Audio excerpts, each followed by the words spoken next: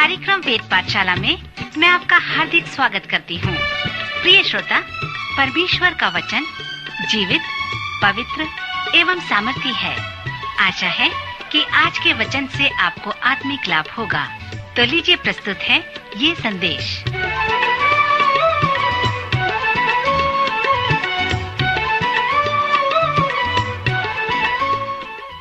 नमस्कार श्रोता मित्र, वेद पाठशाला की अगली कक्षा में आपका स्वागत है।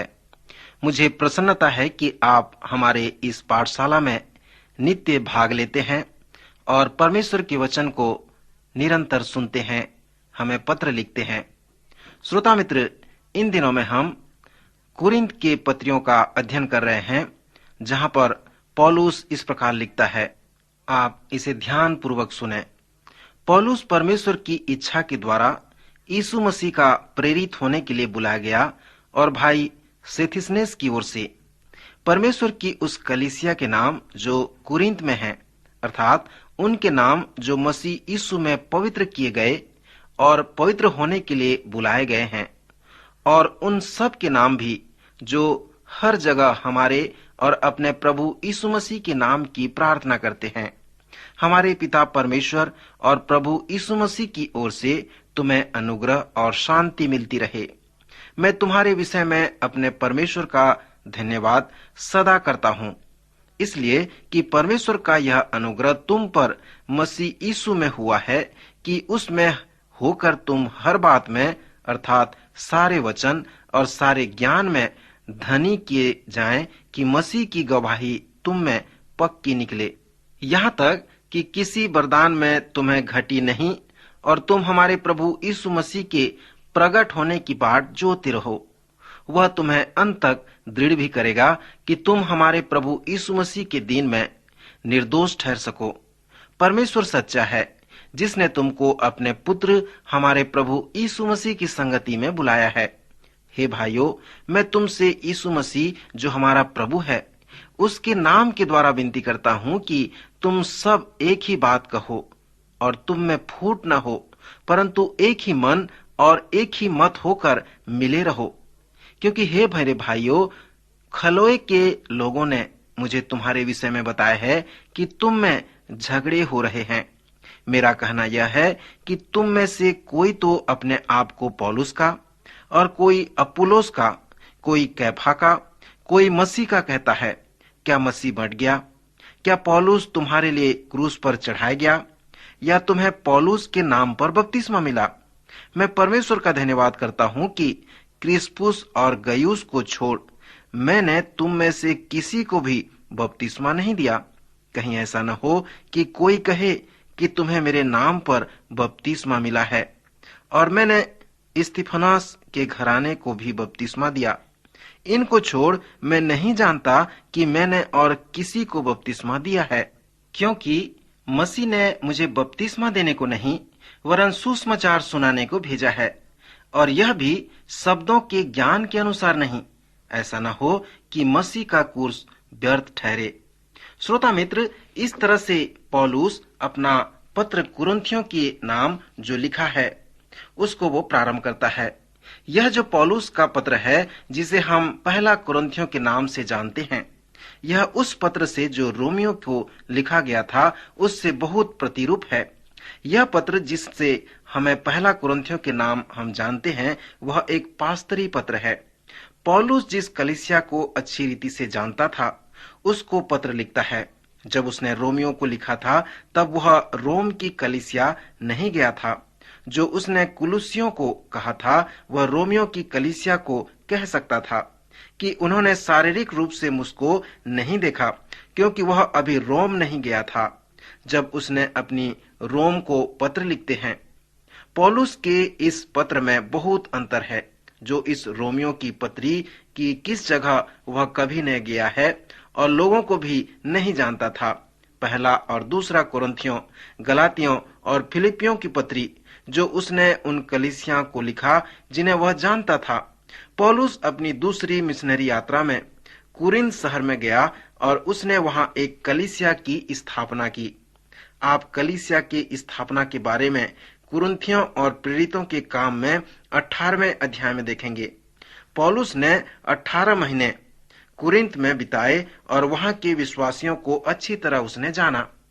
पौलुस इफिसुस में 3.5 साल तक रहा।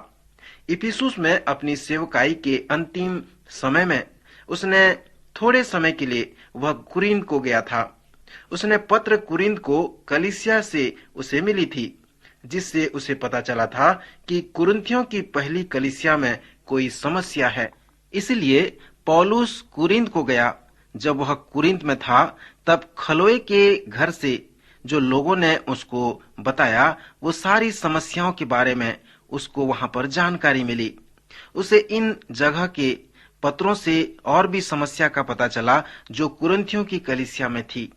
जब पौलुस कुरिन्थियों की कलीसिया को यह पत्र लिखता है, वह पौलुस पास्टर है, ना कि पौलुस धर्मशास्त्री है। दूसरा कुरिन्थियों के 11वें अध्याय में पौलुस उन सब बात की सूची देता है जो दुख उसने उठाए, जो कोड़े खाए, जो जहाज में उसने तकलीफें सही, जो डाकुओं के बीच में वो रहा, पथरवाह किया गया, सब बातें जिससे वह गुजरा, उन सब बातों को उसके बाद सूची के अंत में पौलुस कहता है, इन सब बातों के अलावा एक बात जो है रोज मेरे ऊपर आती है, वो है सारी कलीसियाओं की देखरेख करना, उसको देखना कि किस प्रकार वे आत्मिक रूप से आगे बढ़ रहे हैं। कलीसिया के पास्टर का कार्य इसी प्रकार का है कि अपनी भेड़ों की रखवाली करना। कलीसिया के पास्टरी कार्य जिस तरह से कुरिन्थ की पहली कलीसिया के थे, वह पौलुस के दुख उठाने की सूची में जुड़ गया, क्योंकि जब उसने कलीसिया के पास्टरी कार्य को संभाला तो उसने दुख उठाया था। जब आप इस पत्र का अध्ययन करेंगे जो पौलुस ने कुरिन्थियों की कलीसिया को लिखा था, तो आप पाएंगे कि यह अति उत्तम पत्र है, परंतु यह दूसरी तरह का उत्तम पत्र है। इसी को हम अति उत्तम पास्टरी कार्य भी कहते हैं, क्योंकि कुरिन्थियों की कलीसिया में समस्या थी और क्योंकि प्रेरित पौलुस पवित्र आत्मा की अगुवाई में उन समस्याओं को दर्शाता है जो कलीसिया में थी। हम जो पास्टर हैं, हमें धन्यवाद होना चाहिए इस सच्चाई के लिए कि कुरिन्थ की कलीसिया में समस्याएं थीं और पौलुस पवित्र आत्मा की अगुवाई में अपने दिन को निकाला, जो उसके लिए ये आज बड़े आनंद का बात है और हमारे लिए भी कि आज की समस्याओं को हम इसके द्वारा उसे सुलझा सकते हैं। जो समस्याएं आजकल हमारे कलीसिया में हैं, वह उन समस्याओं से अलग नहीं है जो समस्याएं उनके पास कुरिन्थ की कलीसिया में थीं। इसलिए अगर हम इस जोश से भरे पौलुस के समाधान को लेते हैं तो कुरिन्थियों की कलीसिया की ओर दर्शाते हैं और उसे अपनी कलीसिया की समस्याओं में सिद्धांत में उसे लागू करते हैं। पहले भाग में कुरिन्थियों के इस पत्र का मैं साधारण तौर से यह दिखाना चाहता हूं कि जब आप इस पत्र को पढ़ते हैं तो आप इसमें क्या देखें। दूसरे भाग में पुस्तक के एक पाठ के बाद एक पाठ से ही हुआ होगा जिसमें मैं जाऊंगा, या हम कह सकते हैं समस्याओं के बाद समस्याओं से होता हुआ।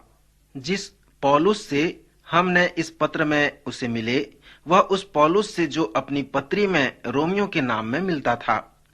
कभी कभी आपने अचंभा किया कि जब यह पत्र कुरिन्थ को पहुंचा तब खलोए का क्या हुआ होगा, क्योंकि जो खलोए के घराने के हैं वह पौलुस के ज्ञान के सूत्र हैं, उनकी कलीसिया की समस्याओं के। एक आदमी व्यभिचार में जीवन व्यतीत करता है, अपनी सौतेली मां के साथ। प्रभु पवित्र भोज में विश्वासी लोग शराब पीते हैं। अपनी कलीसिया में वह विभाजन है, वह एक दूसरे को अदालत में ले जाते हैं और एक दूसरे पर मुकदमा करते हैं।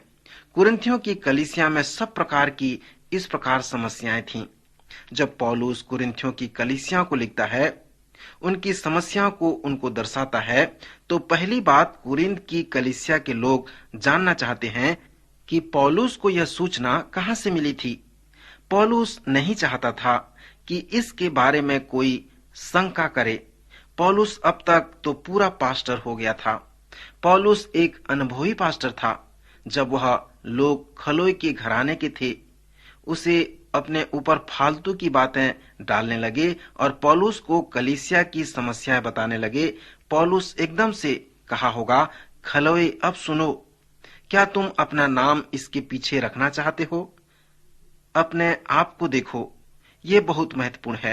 मैं विश्वास करता हूँ मित्र कि अगर कोई प्रेरित पौलुस के पास आज एक पास्टर की तरह उसको देखने आए और वह लगे पौलुस के अगुओं या डीकन के बारे में बताने लगे, तो पौलुस फोन के पास जाएगा और कहेगा, ठीक है, उन सब को यहाँ बुलाया जाए, हम सब इस बात के लिए एक साथ मिलकर चर्चा करेंगे। अगर लोग यह कहें कि नहीं नहीं, यह मत करो, तो मैं सोचता हूँ कि पौलुस यह कहेगा, ठीक है, तब आप लोग मेरा समय व्यर्थ न करें। अगर आप लोग इस समस्या के बारे में कुछ नहीं करना चाहते, मतलब यह कुछ सकारात्मक बात है। अगर आप उनका ध्यान रखने में प्रेम नहीं रखते या उनका मेरा आमना सामना नहीं करने देते, तो मेरा समय बर्बाद न करें, क्योंकि यह फिर और कुछ नहीं, सिर्फ बकवाद होगा। मैं सोचता हूँ अगर पौलुस आज होता तो इसे इसी तरह से निपटाता। उसने हमें दिखा दिया अपने स्रोत को सही जगह पर रखकर। मुझे पूरी तरह से निश्चय है कि जब यह पत्र कुरिन्थ में पहुंचा, वह सब खलोए के द्वारा हुआ होगा। पौलुस ने तीतुस के हाथ पत्र भेजा था।